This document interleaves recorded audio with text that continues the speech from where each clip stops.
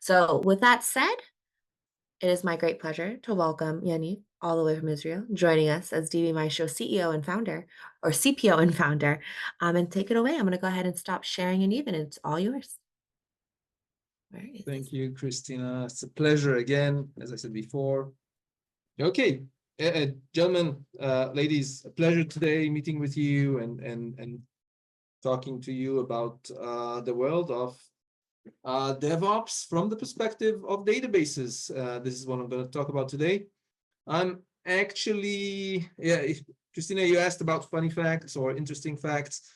I think I'm decades into the field of computers and IT. So I had to see some of the stuff I'm going to talk to you about, like being actually conceived and happening. So I have a lot of experience in both development methodologics and I saw DevOps being born and Agile being formed. And essentially what we do at DB Maestro is find a way, a solution, and of course, helping our customers to make sure that the database is part of DevOps. But some of you might not even know why it's a problem to start with, and this is what this is going to be about. As I said, every good story starts at the beginning. So at the beginning, if to actually talk about everything that we're working with, software development, IT, DevOps, it's all things that are in a very new field. The whole field of computer development is rather new. It's one of the newest sciences that were invented, and it's being formed. Okay, things like in constructions are well formed. There's rules, there's clear definitions. Not so in our field of software development.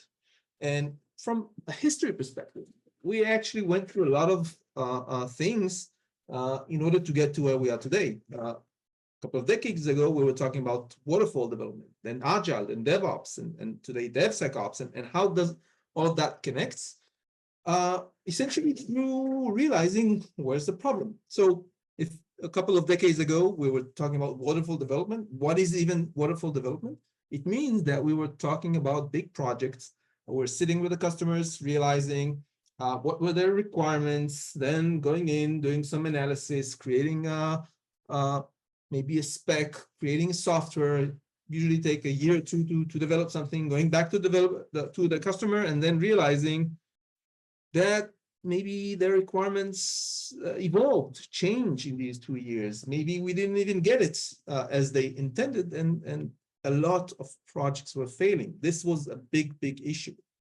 So the problem was that it took us too much time from the moment we sat with the customer and got his requirement to the moment we sat with him again and showed him something.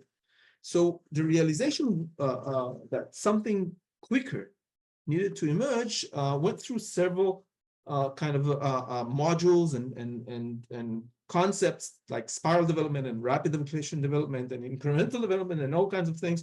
But actually, the thing that really worked and caught up to the industry is agile development. So shortening the feedback loops for the customer. This is the whole goal of agile. It's not sprints. It's not being able to work in short intervals. The goal is to be able to create a fast feedback loop. So we want to create something. We want to be able to sit with the customer, realize what he wants, do something quick, show it to the customer, get the feedback. And once this is done, we can continue and evolve. And from there, a lot of other things grew to be benefits, like we did smaller increments, so we had less issues. It was easier to fix things because the whole cycle was on smaller tasks. So the goal of Agile is essentially to create a very fast feedback loop with a better likelihood of actually getting the right product to the customer, rather in maybe not in 2 years, maybe even quicker. Maybe his requirements would change once we're actually like showing him stuff, and maybe he would get new ideas. Oh, yes, I said this, but Now seeing it, I think it's not what I want, and you can rediscuss this and let's discuss it. And the whole point is that feedback loop. Okay, very important. So once we have agile, then we were talking about, like, think about banks and insurance companies. So they also started to work in agile cycles and shorter cycles. But just think about a bank that used to do a release every 6 months or a year. They used to practice a release like 2 months to just get it done. And now you're talking about cycles of 2-3 weeks. They can't even handle it. They can't even think about how they would handle it. So agile was being adopted in development, but was actually hitting a very hard wall of how to take agile to production. There were no feedback loops. There was delays. You just accumulated more and more cycles that were not promoted to production, and the whole thing didn't really work well. So out of this, DevOps was born. So the whole idea of DevOps is to better connect the maturing rapid cycles of development with the matching processes on the ops side. Okay, so how do we do these quicker releases in production? How do we manage higher frequency or larger capacity of releases? Because again, if you would have talked to a release manager, that's what DevOps was like born from, like 20-30 years ago. If you would talk to that man or woman, like a configuration manager, they used to do a release like every few months at best.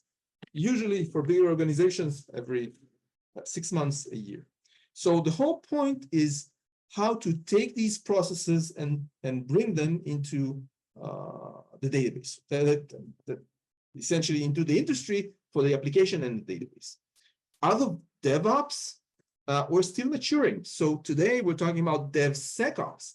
We're actually implementing security perspectives into the quicker processes of DevOps. So we want to do DevOps, we want to do quick cycles for development, quicker implementations in production, but we don't want to leave security behind. So we want to make sure it's dealt with as quickly as possible through the cycles themselves. Okay, so that's the world we live in today. Now, zooming out, there's a lot of things happening around the DevOps world. So tools, solutions, companies, consultants, experts, and a lot of knowledge being accumulated.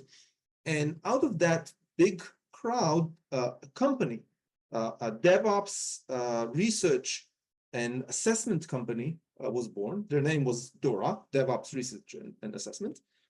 And they started to survey the market. It started about 15 years ago, and they started asking questions. How do you do this? How do you do that? And compare. They had like 50 and then 30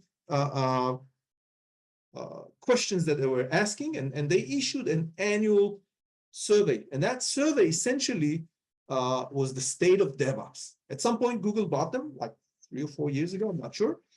And they became the standard de facto of like what is considered to be a well-developed organization. How do you do Agile? How do you do DevOps? How do you rate yourself? And essentially these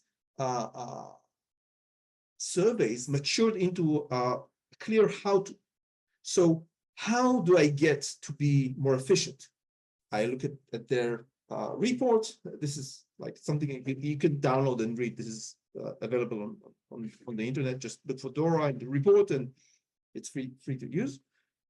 And there's a lot of things that you can learn from that. But essentially, if I'm looking at what they did, they narrowed down from like 30 different aspects. They zoomed out on the 4 key performance indicators that were the ones that were most important and correlated best with how well you're performing, not just in general, but also versus your competition. Okay, so the pillars that they focused on were deployment frequency. So how quickly can you deploy things? Okay, does it take you a week or 2 weeks, or can you do it online? And how much time does it take from the moment the developer does something to when it's actually in production? So does it take you a month or maybe less than a day? How many errors do you have? 15%, 10%, 5%? How much time does it take you to actually fix an issue? Less than an hour? Amazing. So these became the ratings that companies can now refer to. So no, I'm an elite player. I know that I'm the best at managing my let's call it development and deployment workshop or factory. Okay, I'm just high. I know that I'm doing very well, but I can improve this or improve that. Maybe I'm doing great in deploying, but I'm not that good at fixing problems in production. So now you know, because you can clearly see where you are in the different indicators. And the goal, of course, is to make sure that you could zoom in on the different aspects.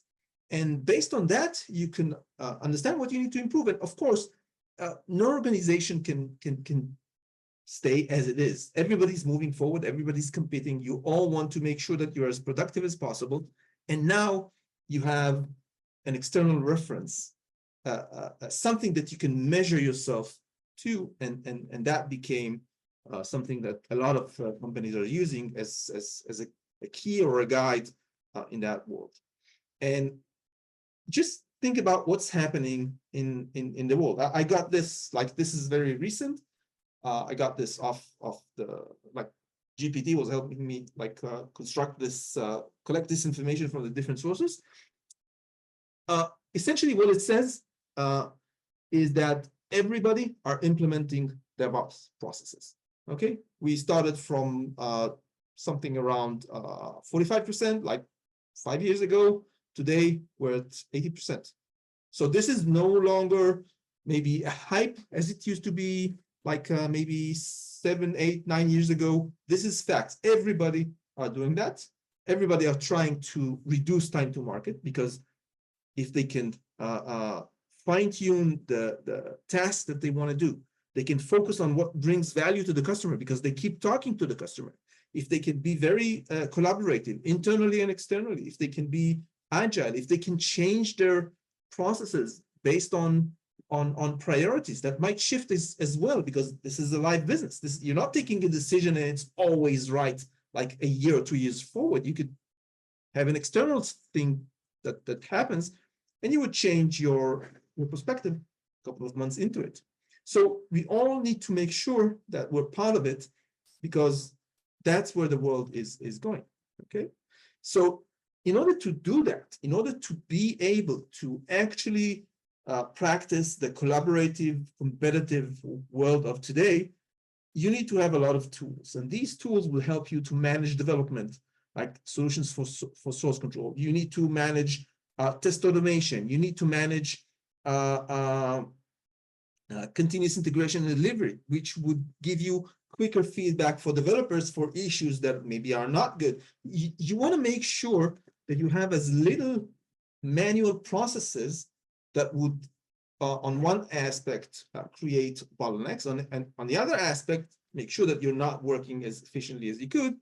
And this is how everybody's doing it, with different tools for project management, for task management, to document things, to make sure security is managed as well as early as possible.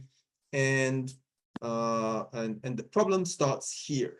Okay, this is a recent survey we had with DevOps.com just this month, May, like a couple of months ago. And we asked them on that webinar, like, how many of the people there were doing DevOps. Okay, so and automation. So 35% saying no, we're not. 55% said that they're partially automated, they're on their journey, because that's stuff to be done, and actually 10% said that they're fully automated. And then we asked the same question about the database side of things. the picture is very different. None of them had it fully implemented. 35% had partially implemented. Okay, so that's a problem. We already see that there's a gap here that is developing between the application side of things. Think about the C#, Java, whatever language that you're using to create the app, and the storage side that also have logic, that also have complexities, and essentially is not playing the same game. It's not playing by the same rules. And why is that? Because the database is different inherently. It behaves differently. Okay, the database, if you look at it, if you look at like a piece of code, a Java code, it would be a small file that you could copy, open in Notepad and look into. The database as a file on file system is usually a huge file binary. You can't look into it. And just think what happens when you want to document this and create versions. You cannot create copies of the database. Like in seconds, you're going to run out of space because usually these are very large. And releasing changes to applications, if you have a good DevOps process, you might have something like Git for source control, and maybe running automation with Jira and Jenkins, or maybe another solution, Azure DevOps or GitLab or GitHub or anything. It doesn't really matter. But essentially, these solutions can take changes from one environment, like once they're approved, and push it to QA, so you can do testing, push it to pre-production, then push it to production by replacing the files, by creating a copy of the latest edition in the right server. You cannot do that with a database. Database cannot be replaced. You have the internal data. You have persistent data. If you take the copy, the database from QA, which is good for you with the new version, and put it on production, you're going to lose all your data. So you need to, you can't just copy like you release files. You need to incrementally change, which requires additional that is additional commands to how you alter and change the database. So obviously the database is different, and as a result, we have a problem that DevOps tools don't actually manage database code. But database code is roughly the size of 10 to 40%, depending on the app. Some apps are more database lean, some are more database heavy. There's absolutely some that are more than that, 60 and 70%, but let's talk about the average. Something around 20% of code is database code, okay? And what it means is that all of these great companies that we're talking about that deal with application are not dealing with the database. Usually, you know, I had a chance to talk to product managers and salespeople. If they would go and sell like a DevOps solution to a company, they would focus on, of course, on what they're selling. And if someone would ask, well, what about the database? They would say, yes, sure, we can deal with that. Let's talk about that later. Let's create another meeting and run as far as they can from that meeting, because they can't solve it properly. So we're creating a silo here in a great world, because the world of DevOps is very efficient. It's very collaborative. It's very productive. It's getting more and more effective. But the database is not part of that world. And let's put this in context. Now, think about many applications that are in a potential enterprise like company or the organization behind an enterprise company.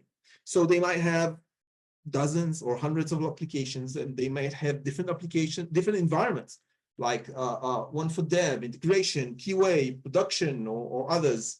And then you have a lot of changes because there's a lot of developers and they work in multi environments and sometimes different continents. And this is a big mess to manage when you have one side very well structured with DevOps and tools and working with GitLab and GitHub and Azure DevOps and Jenkins and whatever. And the other side is siloed, like the database it's not coherent, it's not well managed, it's many times like managed manually. And at the end of the day, people are still getting invited to that, let's call it the party that you don't want to be invited to, like a Thursday night release party. That's not the party you want to be on, okay? Where you sit there and 11 p.m. trying to find out who posted that code that is not working for the database and the whole release is stuck, and this is a problem, okay? So what can you do?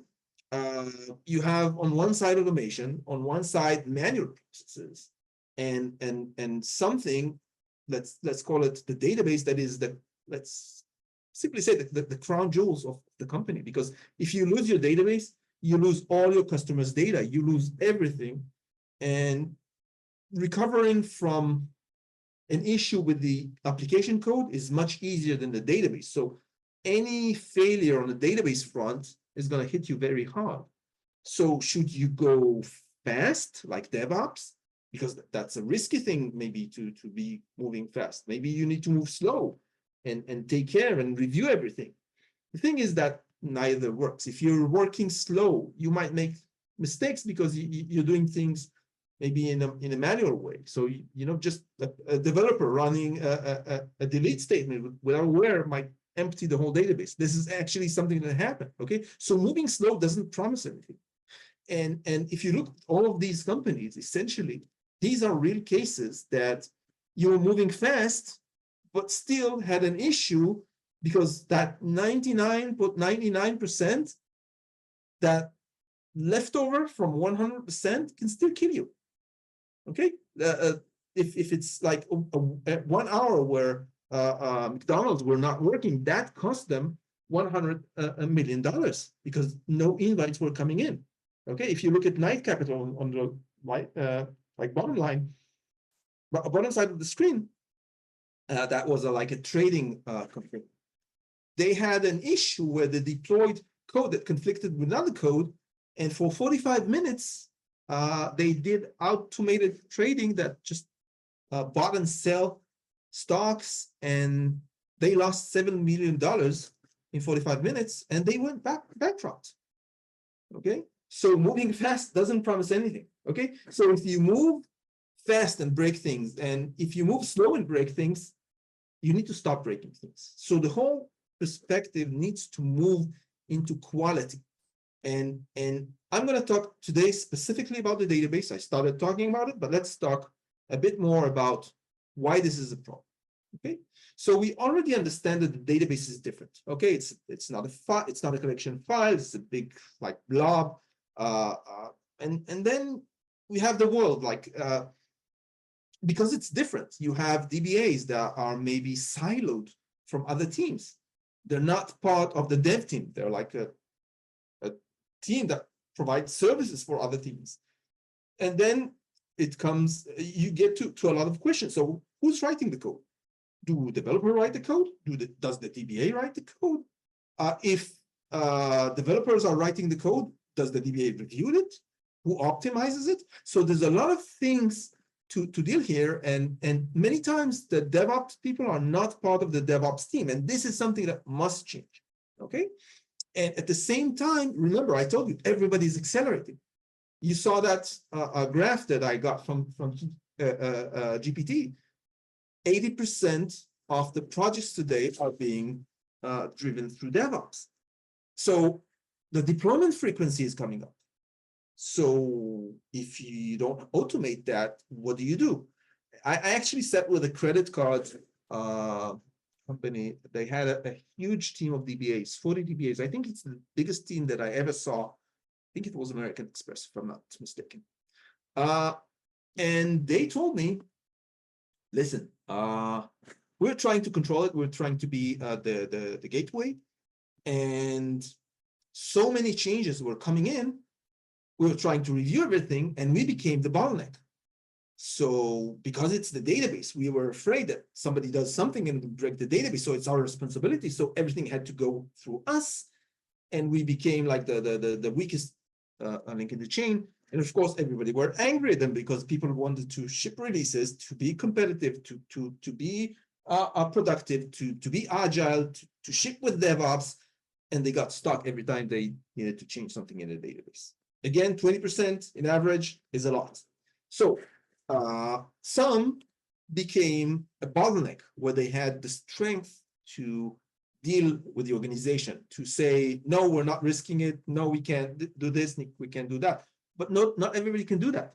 If you're not strong enough in your company, or people are not fearful enough of what it means to break the database, you find out that people start working around you, okay? Or that you're just overwhelmed with the things, and all you can say is, listen, you do what you can, I'll give you the permissions, and I'll try to help you if something breaks, okay? Which is, of course, this is not good, and that is not good. So we're in a problem here. So just an interesting slide from a survey. This is like about 2 years ago from a big survey that we had. We actually correlated between the frequency of releases and the frequency of issues.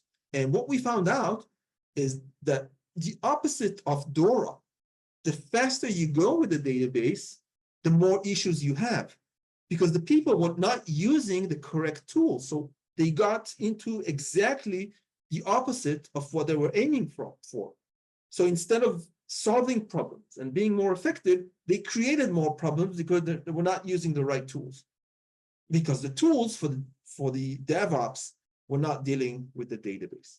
So that's the problem we're setting. These people also, and that's from the same survey, we're talking about why do they have like problems with database releases, and the database seems to have specific issues, configuration drifts. The content of one database from a structure perspective might be slightly different than another. Not everybody is aware of it. Not everybody can notice this because you're not using good tools, or the tools you could help. You're having conflicts. Just think about your development today. If you have Git, you're posting to the changes, you're committing them. Everybody knows what's happening, and it turns out that you don't have the same connections for tools for the database. So a lot of projects tend to not have the database in Git and do not manage change as well. So there's many reasons here that accelerate that challenge, that makes it even more challenging to manage. So we already understand, okay, world is going faster, moving forward, moving to DevOps. Database is not the same kind of a player. It's not the same challenges. It requires different solutions. And the problem is only getting more and more challenging. So what do we do? How do we like take all of these challenges and form them into a practice of how to move forward? So the most important thing is to make sure that you're using proven practices.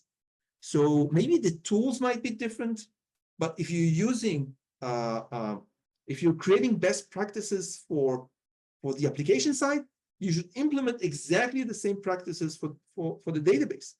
True, the team might be siloed. True, I don't know, you might not have the exact same tooling, but you need to find the matching tooling. If you have Git for your Java code or your .NET code or whatever, find the tools that deal with database version control. If you need to do release automation, find the tool that does release automation for the database. If you need to have testing, make sure that usually that would be an approach from like a unified application perspective. Make sure that you cater for the database use cases when you do that. Okay, so the most important thing is to make sure that you practice the same process. And thanks for the comment about visuals. Visuals are coming from, of course, you know, the AI. We're discussing AI early on. So AI is the world today. Everything is AI generated. Okay, cool. So let's talk about the real challenge, the core of the challenge. How do we do releases? Essentially, there's a DevOps best practice that is all about managing changes and making sure that these changes are practiced the same way every time. So let's say that you have a Java dev team, and they create a release, like maybe every change, maybe every night, maybe every week. It doesn't really matter. But what we shouldn't do is generate that release in a different place or in a different process every time. We need to be repetitive. So usually we put build servers. Why build server? Because that build server has the same libraries, the same processes, and we're doing, every time that we're doing something, we're doing it exactly the same. So we're not expecting different results. Just think about having two build servers and one is not updated with a specific library. That means that every time you build with that server, you're going to get different results that are not maybe in the right way that you're expecting it. And from time to time, you would get different results and not even know why, because you're not building it the same way. You could have more than one build server, but it needs to be identical. Okay, so you need to manage change exactly the same way every time. You need to deploy the same way to each environment. Okay, these are basic DevOps principles. So talking about incremental changes, we should do exactly the same. We should build the database code once, make sure that that code is generated in the same process, same libraries, same functionality is built every time. And then we deploy that result to different servers. So when we deploy it to integration or to QA or then to pre-production or production, we deploy the same tested code. We're not building it again, because if someone changed something, you tested it well in QA, you tested it well in pre-production, you move to production and you include new code that was not tested, and then you build production. Okay, so we need to build once and deploy the same thing many times over until we know it's actually tested. Okay, so we are efficient, we're tested, we're repeatable, which is, I think, the most important thing here. For the database, there's no like build process. There's like two different paths to how you actually change a database artifact or a database schema or code. One is considered a state-based deployment. That means that you would have maybe a utility, a solution, a product, whatever, that would look at two databases, maybe development and QA, and say, okay, I see that the table has 4 columns in development and 3 columns in QA. That means that we added a column in development. Let's create a command to add a column in QA. That means it generates a alter table, add column, and that should be run on QA. This is very appealing because it's like magic. Okay, that was all the hype like 10 years ago, 15 years ago. The thing is that you need a person to look at it and review the change, because you actually don't know what happened before you looked at it. Why do you have 3 on QA and 4 in development? Did you add to development, or did you drop something in QA from a different team and your dev team is out of sync? Okay, so you don't want to just reinsert an issue that was fixed by another team. I'm going to a very simple example. Of course, it can get much more complicated, but all I'm saying is that this magic-like thing doesn't really work and definitely can be automated, because you need someone who's familiar with each change in order to consider, I want to do that or I don't want to do that. Different teams doing different stuff at the same time. You're going to look at it and you would need to go in and ask questions. Who did that? Why did you do that? And of course, that is something that would rarely work if you want to automate it. Okay, so that just needs to be something that we consider as a tool, but let's talk later about how do we use that. The other method of deploying database changes is migration-based release. So we create like a script. If you remember before that missing column from QA, I said you would create an alter table add column. That's the command to add a column to QA. So instead of looking at the state of the objects, what you do is create the code for the transition. Instead of looking at the 2 different versions and saying, yeah, this is the gap, you would know, I know what I did. I added a column, write the transition command, which is this and that. Okay, so you end up with the transition rather than the state. Okay, I hope I'm not confusing you, but it's like two different ways to look at the same problem. The challenge with that method is that it works as long as there's no exceptions.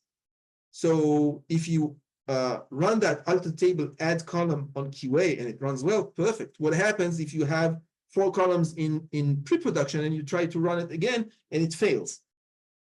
Okay, that failure might be something that breaks your release in your database, breaks your release and whatever not. And if you don't notice it, then you go to production, maybe you even bring the whole thing down. Okay, so the problem here is consistency, but the challenge is how do you manage the repeatability without the risk of not knowing what's happening?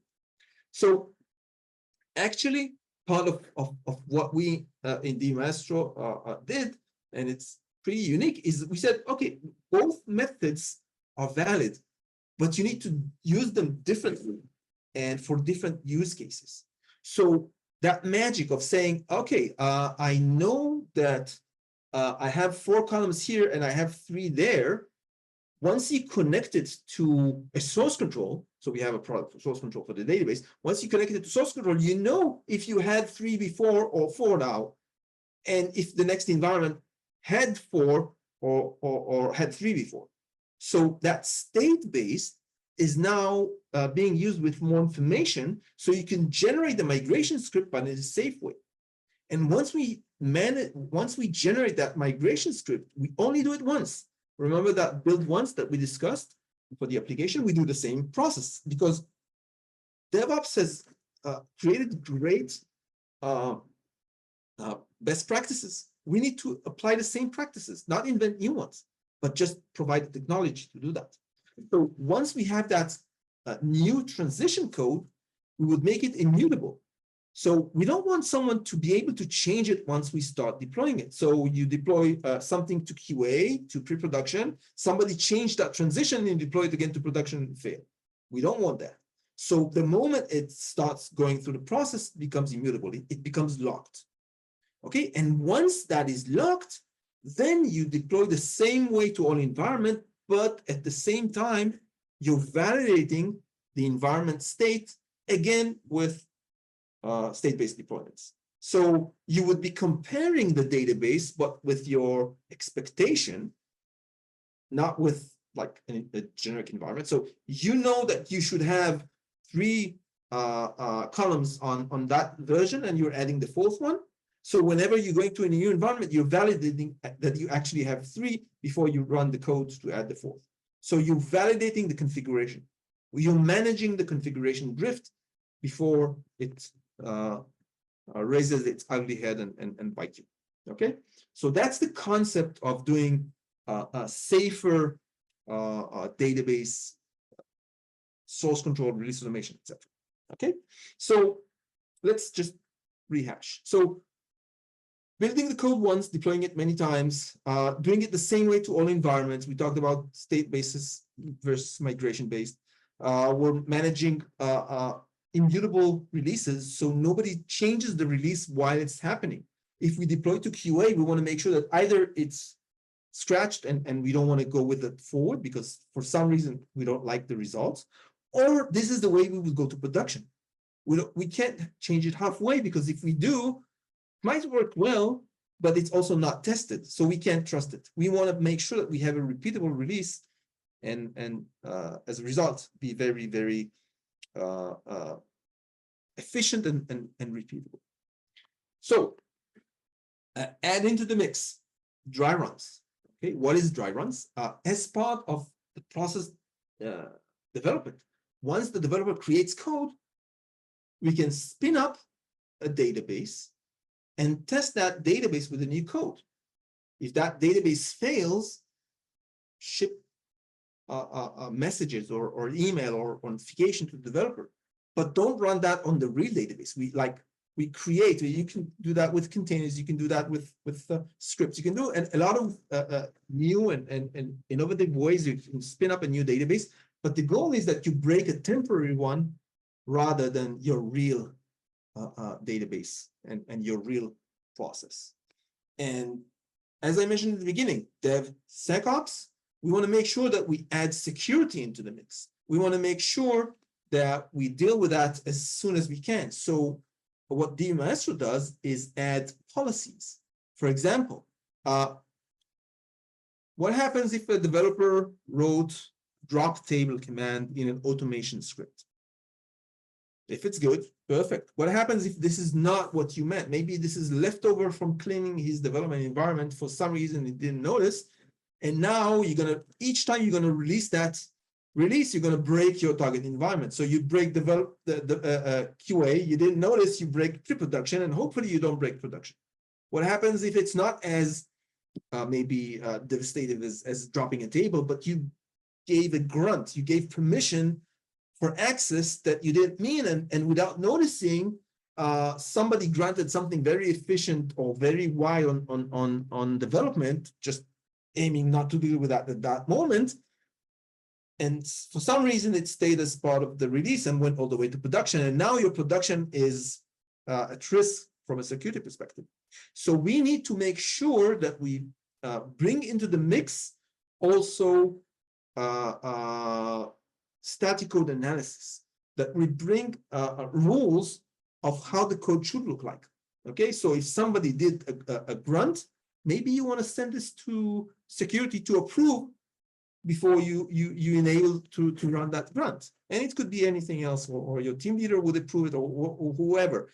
But create organizational rules and best practices so you don't need to have manual review of each code, because manual review, sometimes you would catch things, sometimes you would miss it, and of course every time it would take the penalty of time, and the whole thing again would fall into the bucket of